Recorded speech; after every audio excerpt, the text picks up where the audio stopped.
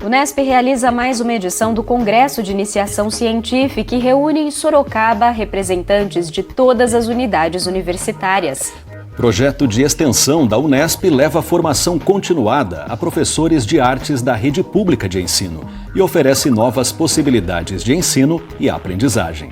Na entrevista do dia, o nosso assunto é racismo. Conversamos com o professor Juarez Xavier, que recentemente foi vítima de agressão em Bauru. O Unesp Notícias está começando.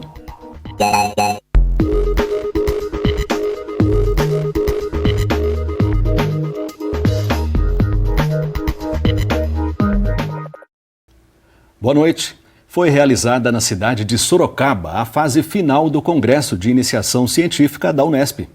O evento, que chegou à 31ª edição, reuniu cerca de 250 participantes das 24 cidades em que a universidade está presente. Estudantes de graduação dos vários cursos da Unesp reunidos para compartilhar o conhecimento gerado nas pesquisas de iniciação científica. Foi assim o início de mais uma edição do SIC. Na abertura, representantes da universidade e organizadores do congresso deram as boas-vindas e incentivaram os alunos a se manterem nessa trajetória de descobertas, sem deixar de dialogar, é claro, com a comunidade para que ela se beneficie dos resultados das pesquisas. E já que o momento era de celebração do esforço desses estudantes, nada como uma apresentação musical para descontrair. Na sequência, os participantes acompanharam duas palestras, uma delas sobre o retrato da iniciação científica no país e a outra sobre as aplicações da inteligência artificial. Nós temos uma característica de estarmos espalhados no estado de São Paulo. Então, muitas vezes, um aluno de uma unidade, ele não consegue ter uma relação ou conhecer um professor de uma outra unidade que talvez também converge na mesma pesquisa que ele. Então aqui é a oportunidade de acontecer essa interação com professores e com os alunos. Isso fomenta mais ainda a nossa pesquisa dentro da Unesp. E o SIC pode mesmo mudar a trajetória de vida dos alunos. Foi o que aconteceu com o diretor da Unesp em Sorocaba, sede do encontro. Eu tive a oportunidade, quando aluno da Unesp, muitos anos atrás, de participar como aluno do Congresso de Iniciação Científica, e a gente enxerga assim, de uma forma muito clara a contribuição que isso traz para cada aluno que está começando a se apaixonar pelo universo da pesquisa e da ciência, e isso contamina de uma forma muito positiva toda a cadeia dos alunos até os docentes.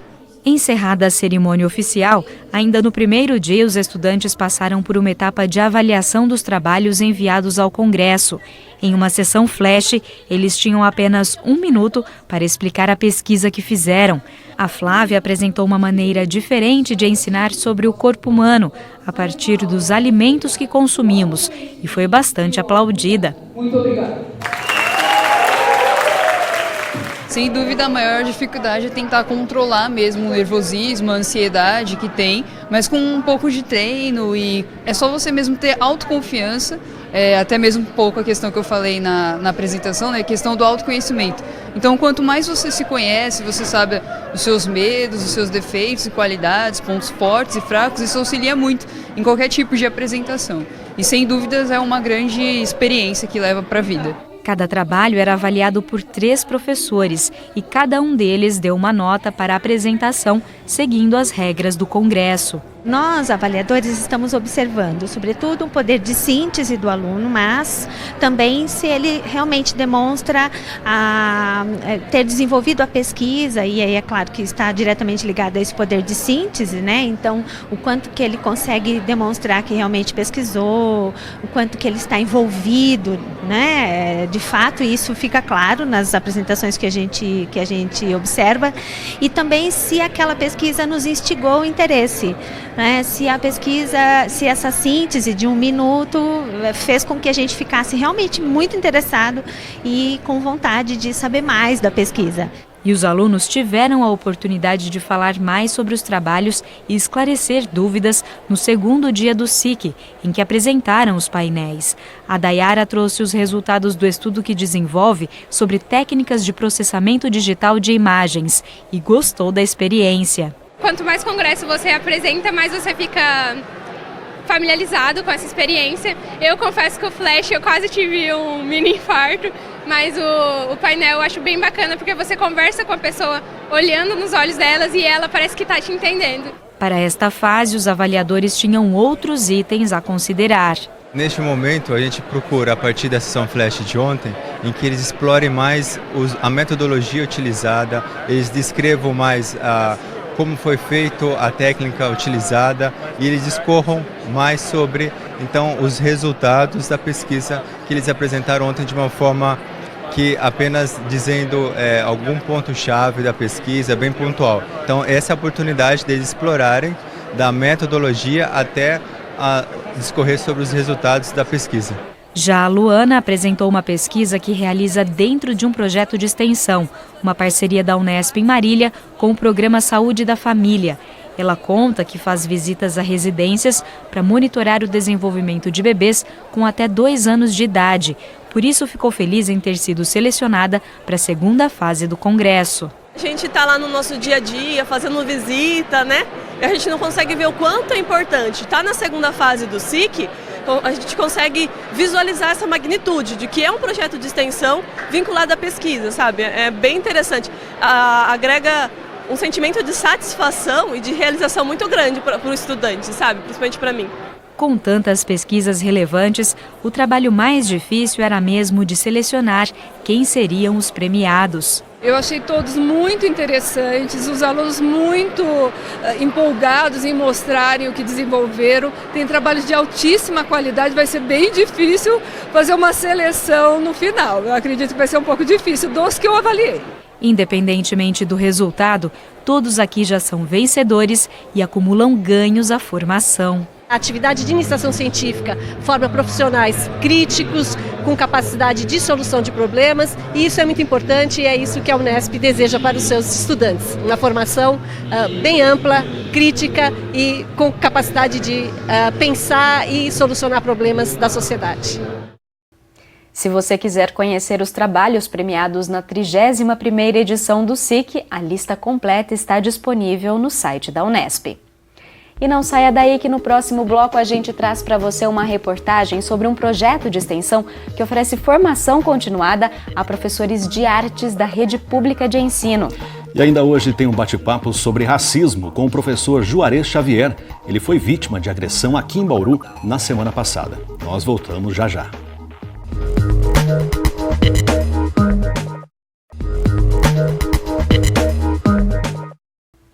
Todo professor é artista e pode criar trabalhos que reverberam dentro da sala de aula. Esse é o conceito que sustenta o projeto Arte na Escola e na Vida, Criação e Reflexão, desenvolvido pelo curso de Artes Visuais da Unesp em Bauru. O projeto oferece um espaço de formação continuada para professores de artes e desde 2004 está ligado a um programa maior, o Polo Arte na Escola, que em Bauru tem a Unesp como universidade parceira. E você vai conferir agora uma das atividades do projeto que tem feito a diferença no modo de ensinar de dezenas de professores da região. Vendas nos olhos, lápis na mão, criatividade na cabeça. Hoje essa turminha de uma escola municipal em Bauru teve uma vivência diferente. Desenhar sem ver nadinha. Aqui eu desenhei uma nuvem, o céu, o sol, a árvore, um cachorro e um gato, a grama, as plantas, a minha família, minha casa e meu nome. A iniciativa partiu da Jussara.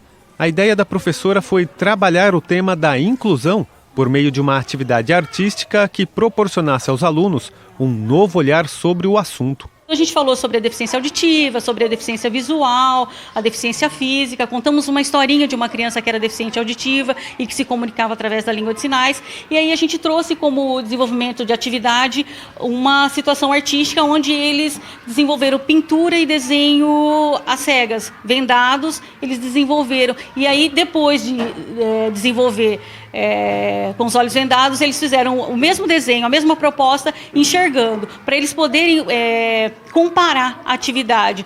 Eles não conseguindo enxergar, né, o quanto eles ficaram limitados no desenvolver, no traçado, e depois enxergando tudo e podendo trabalhar as cores e as formas melhor do desenho. Ela conta que sempre busca ter acesso a novas técnicas de arte para desenvolver o lado criativo dela e dos alunos. Por isso, faz parte de um projeto de extensão oferecido pelo curso de Artes Visuais da Unesp em Bauru. Inicialmente, minha proposta de procurar o projeto Arte na Escola era de conhecer, ter acesso a diferentes técnicas de arte. Com o tempo, participando do projeto, foi desenvolvendo em mim também habilidades de criação, de uma visão artística um pouco mais apurada, além das técnicas de arte que acabei tendo contato das mais diversas dentro desse projeto. O projeto é o Arte na Escola e na Vida, Criação e Reflexão. Em encontros quinzenais realizados no ateliê do curso de Artes Visuais da Unesp, professores de várias cidades recebem formação continuada no ensino de artes. Segundo a coordenadora, a proposta é unir teoria e prática para desenvolver o lado artístico e criativo dos participantes. Nós acreditamos na educação pela arte. É a arte, a área do conhecimento, que possibilita integralizar todos os outros conteúdos e todos os outros conhecimentos. E não é possível um professor exigir dos alunos criação, criatividade, elaboração de conceitos, se ele próprio não participa deste momento também de criação. Então, sim, isto tudo vai ser refletido lá na frente. Desde o início do ano, os inscritos no projeto trabalham em obras que vão virar uma exposição ao fim do curso. Cada um utiliza os materiais que já tinha em casa, como jornal, ou que gostaria de aprender a manejar, como a argila. A Tânia optou por um desenho de Nossa Senhora, mas ainda estuda as intervenções que vai fazer. Ela, que mora em Araçatuba e atua como diretora de escola, conta que está sendo uma multiplicadora dos conteúdos aprendidos na universidade. Eu estou repassando com os professores a mesma coisa que eu estou sentindo aqui. Os professores estão fazendo os trabalhos e aí eles sentem a mesma coisa que os alunos sentem. Então, eles podem perceber como que os alunos se sentem quando eles estão fazendo as experiências, trabalhando com arte, sem ter dom. Então, porque a arte, na verdade, não é dom. A arte é técnica, né? Nós temos que estudar, aprimorar. Se alguém tem dom, tem que aprimorar, tem que estudar. Se não tem, basta estudar. Estudando, você vai aprender. Então, é isso que eu estou mostrando para os meus professores, que eles têm que sentir isso para poder passar a mesma firmeza para os alunos. Alunos de artes visuais auxiliam no projeto como monitores.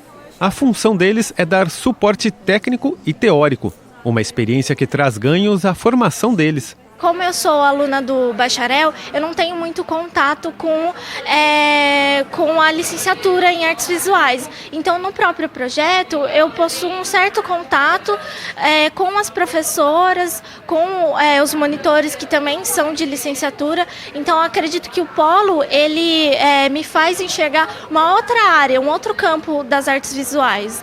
Além dos trabalhos manuais, os professores são capacitados a promoverem transformações nos ambientes escolares que favoreçam o processo de aprendizagem dos alunos e a interação deles com o espaço. Inspirações que a Marisa tem há 10 anos, desde que participou pela primeira vez do projeto. Até hoje, com as ideias que ela trouxe de outras escolas, eu fiquei imaginando, olha que bacana, foi o que ela colocou, né, o tempo inteiro.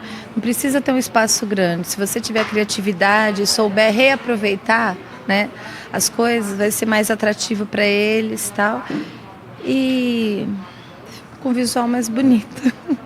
Para a professora Eliane, o essencial é justamente isso, transmitir competência e segurança para os docentes atuarem, como fez a Jussara, lá do início da reportagem. É super importante ouvirmos os alunos, dar o protagonismo para esses alunos.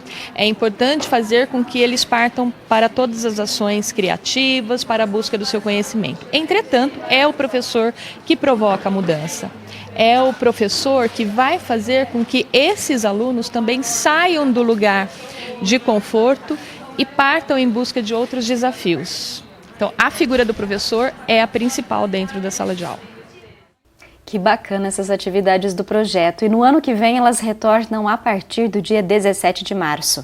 E os professores da rede municipal em Bauru já recebem o calendário por conta dessa parceria. Mas, para quem é de fora e deseja participar, é só entrar em contato por e-mail com a coordenadora do projeto, a professora Patrícia Grandini. O endereço é esse que você está vendo aqui na tela.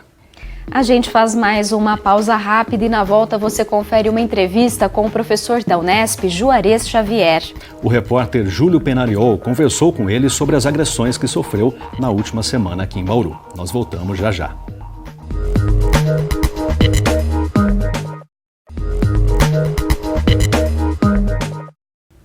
Estamos de volta e a gente abre espaço aqui no Unesp Notícias para falar de racismo. Na semana passada, justamente no Dia da Consciência Negra, o professor da Unesp, Juarez Xavier, foi xingado e atacado com golpes de canivete aqui em Bauru. O repórter Júlio Penariol recebeu o professor no estúdio logo depois do ocorrido. Vamos conferir como foi o bate-papo. Juarez Xavier é professor da Faculdade de Arquitetura, Artes e Comunicação do campus da Unesp em Bauru e também assessor da Pró-Reitoria de Extensão Universitária e Cultura. Negro, tem um vasto histórico de luta contra o racismo e também contra a desigualdade que historicamente marca a população negra no Brasil. Professor, obrigado por estar aqui com a gente hoje. Obrigado pelo convite. Professor, você que tem essa luta, essa batalha de anos contra o preconceito, contra o racismo, como que você enxergou toda essa situação de ser vítima de racismo em pleno Dia da Consciência Negra, ou seja, em plena data que marca a morte do Zumbi dos Palmares, um dos maiores líderes negros do Brasil? Bom, tem 3 aspectos que me parecem importantes serem avaliados, né? O primeiro é que mostra a necessidade de darmos continuidade ao que nós estamos fazendo. Com o surgimento do movimento negro unificado contra a discriminação racial, você funda um movimento negro moderno. É aquele movimento que começa a observar que o problema não está no comportamento do negro. O problema do racismo está no comportamento que a sociedade branca tem em relação à população negra, em especial na apropriação de bens materiais e imateriais na sociedade. Essa mudança ela é extremamente importante e significativa, porque tira do negro a culpa de ser o responsável pela sua miséria. Ao fazer isso, traz um debate novo para a sociedade. A necessidade de você compreender a dinâmica da sociedade, de você pensar políticas públicas, de você envolver outros segmentos sociais na resolução do problema, a mudança de que o problema não é da população negra, é da sociedade brasileira, portanto todos devem se envolver. Então todo esse debate, essa discussão feita nesses últimos 40 anos, pode ter criado em alguns de nós a ilusão de que nós já tínhamos feito o que era o fundamental. Esses acontecimentos de violência que marcam a vida da população negra mostram que não, mas que é necessário a gente dar continuidade a isso, fazer essa discussão, envolver outros setores, explicitar mais determinadas questões fundamentais, em especial a necessidade das políticas públicas de Estado e não apenas de governo, e mostrar que todos ganham com a inclusão do negro. Então esse é um fator importante que esse tipo de violência marca para nós. O outro aspecto importante é que mostra a necessidade de você fazer o debate. As discussões que estão sendo feitas, eu acho que elas são bem elaboradas, tem os canais mais importantes necessários para serem feitas, mas você tem hoje uma contranarrativa muito forte por determinados setores do executivo, do legislativo, do judiciário e da própria imprensa.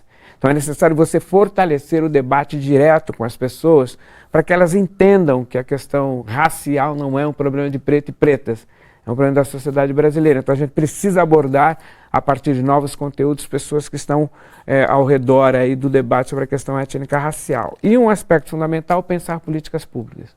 É necessário a gente avançar para as políticas públicas. Nós avançamos muito nos últimos 40 anos, mas foram políticas públicas de governo e não propriamente de Estado. Então, elas contribuíram muito para você reduzir a desigualdade, mas quando você muda o cenário político, você perde tais políticas. Tem que ser uma estratégia política do Estado brasileiro. Então, para mim, essa questão que aconteceu aqui em Bauru me leva a pensar essas 3 questões fundamentais. Logo depois, professor, que você sofreu a violência, você foi até o plantão policial registrar o boletim de ocorrência e lá a violência que você sofreu foi tipificada como injúria racial, né, que é um crime mais brando, passível de pagamento de fiança, e não como crime de racismo, que é um crime inafiançável e imprescritível. Queria que você falasse esses 2 aspectos. Primeiro, a importância de se registrar um boletim de ocorrência nesses casos e também como que você enxergou essa tipificação da violência que você sofreu.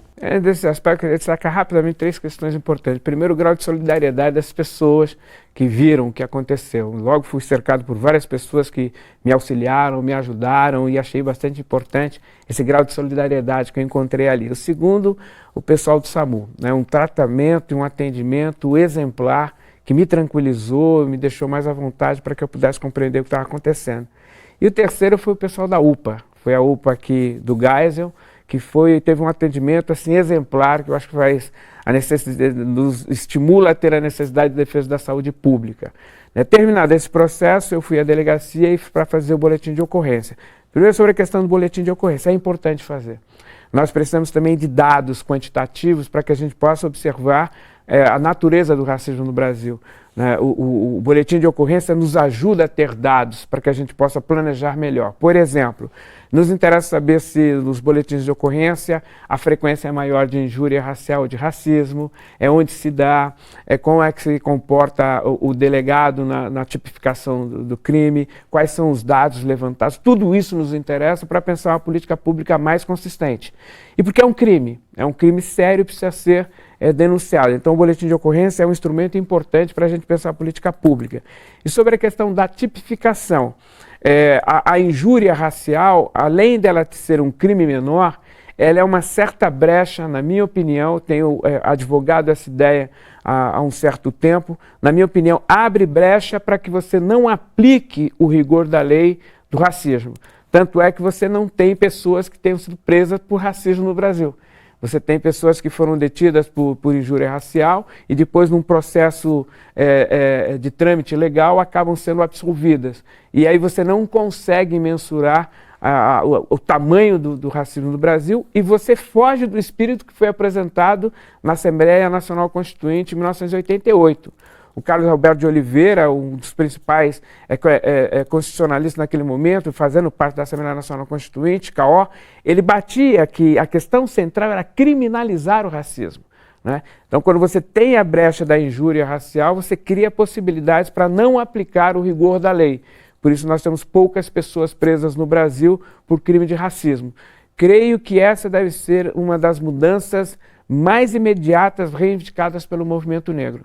Além de você reduzir a pena, você cria uma brecha para você não aplicar o rigor da lei, você estimula pessoas ao ato preconceituoso e racista, sabendo que não vai sofrer as consequências legais dos seus atos. Então, acho que é importante, fundamental, a gente pensar esses 2 instrumentos. É importante fazer o boletim de ocorrência, ele é importante para a gente pensar o planejamento das políticas públicas e é importante retipificar o racismo como racismo inafiançável, imprescritível e que pode ser punido com reclusão e não a injúria racial, que parece-nos uma brecha para não punir com a severidade da lei, com que a lei exige, pessoas que não respeitam aquilo que a Constituinte diz, né? Racismo é crime e, como tal, precisa ser executado.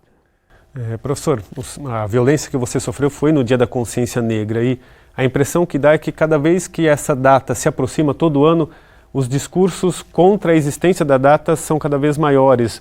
Pessoas, ora questionando a data, ora dizendo que deveria ser o Dia da Consciência Humana e não negra, ou mesmo falando que é uma data para os negros se vitimizarem ainda mais. Como que você analisa todas essas manifestações, você que milita nesse meio? Para pensar a política pública, você precisa pensar a partir dos dados que sejam factíveis. Os dados factíveis são apresentados por nós, pelaquilo que é um instrumento importante, que é a ciência. As pessoas que hoje discutem a política pública sobre a questão étnico-racial são cientistas. São cientistas sociais, são ativistas sociais que produzem um tipo de conhecimento sobre aquela realidade, são pessoas envolvidas no campo estético, cultural e comunicacional daqueles grupos sociais. Então eles produzem um conhecimento sobre essa questão, acumularam conhecimento sobre essa questão. Conhecer esse conhecimento acumulado é fundamental. Muitas das pessoas que criticam hoje as manifestações das políticas públicas ou o Dia Nacional da Consciência Negra ignoram a importância desses dados levantados. Ignoram, por exemplo, isso é fundamental, as consequências da escravização no Brasil. né? Isso é fundamental. O Brasil, de 1550 a 1850, de cada 100 pessoas que ingressaram na sociedade brasileira, no país, 86 eram mulheres e homens escravizados. Né? 86. Então, durante muito tempo, você teve um grupo grande de pessoas que ingressaram no Brasil. Ao final desse processo, cria-se mecanismos, tanto de persuasão como de coerção, que impede a população negra de ter acesso à estrutura econômica, política e social brasileira. Você organiza o Estado a partir da lógica da segregação da população negra. Isso historicamente, a partir de 1808, com a chegada da família real. E todos os mecanismos adotados posteriores a esse ato fortalecem essa ação. São as escolas que são formadas, a Escola de Medicina e de Direito, 1808 e 1827, que constroem um estatuto de desigualdade social no Brasil. É quando você decide fazer a política de imigração, que você cria uma reserva de mercado, né, especificamente para brancos europeus, italianos, portugueses, espanhóis que chegam ao Brasil. Isso quase até 1930, os negros estavam praticamente cerceados do acesso ao mercado de trabalho, e criou-se uma dinâmica de os negros estarem segregados na forma de organização econômica, na forma de organização cultural, na forma de organização política e na forma de organização social da sociedade brasileira. Esse é o problema.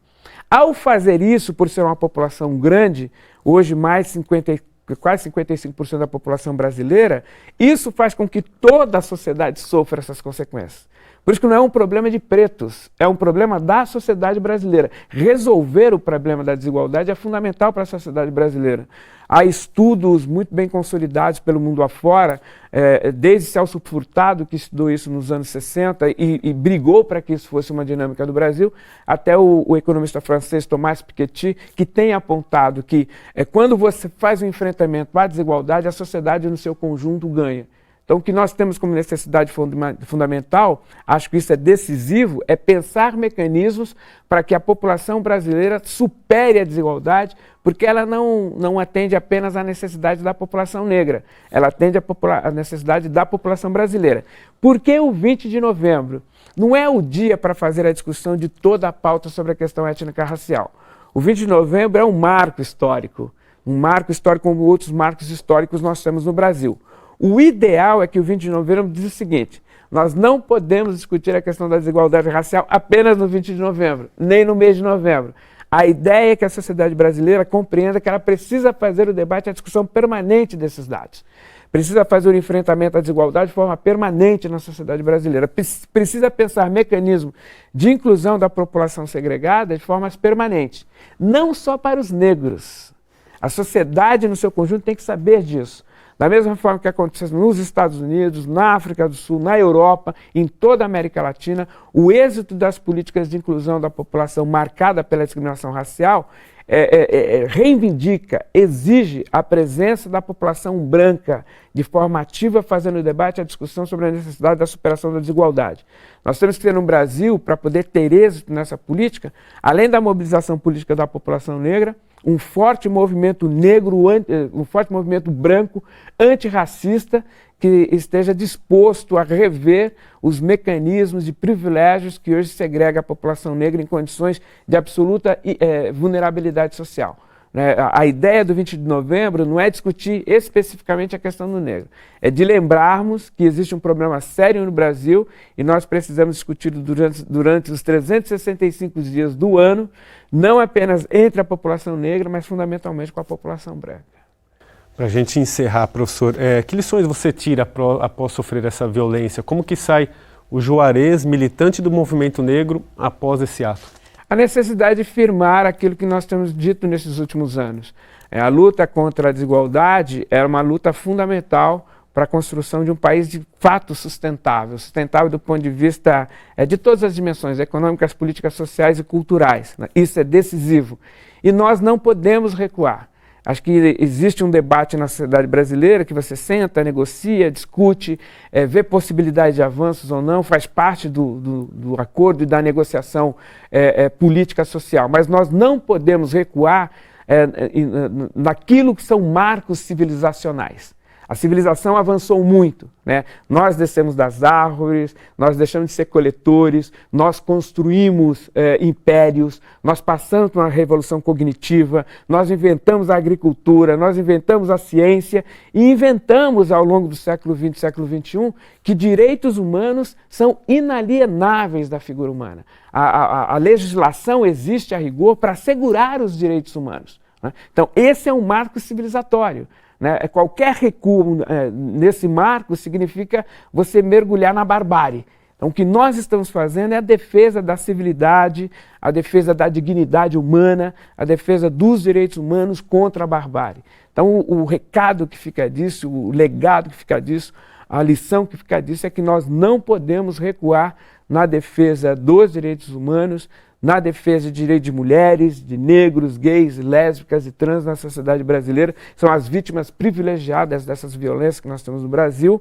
Não podemos abrir mão disso, porque senão nós vamos mergulhar na mais absoluta barbárie, onde o ódio ao pobre e o ódio ao negro serão as marcas distintivas desse país. E nós não queremos essa sociedade distópica. Nós queremos uma sociedade que seja uma sociedade que de fato assegure a igualdade para todos aqueles que querem inventar um futuro diferente para esse país, para essa nação, que seja fundamentalmente interseccional, que seja antipatriarcal, antissegregacionista e antirracista. Tá certo. Professor Juarez, mais uma vez, agradeço a sua participação com a gente hoje. Eu agradeço o convite, acho que é importante repercutir esse tema, esse debate, que é crucial para a construção do futuro do país, na nossa opinião. Tá certo, obrigado. Nós da TV Unesp repudiamos o ato racista e, mais uma vez, nos solidarizamos com o professor Juarez. Por hoje é só, a gente volta a se encontrar na semana que vem. Mas antes, você pode acompanhar as nossas reprises ou as novidades da programação no nosso canal no YouTube. E não se esqueça, se você tiver sugestões pra gente, entre em contato pelas nossas redes sociais. Para você, uma boa noite e até semana que vem. Tchau, tchau.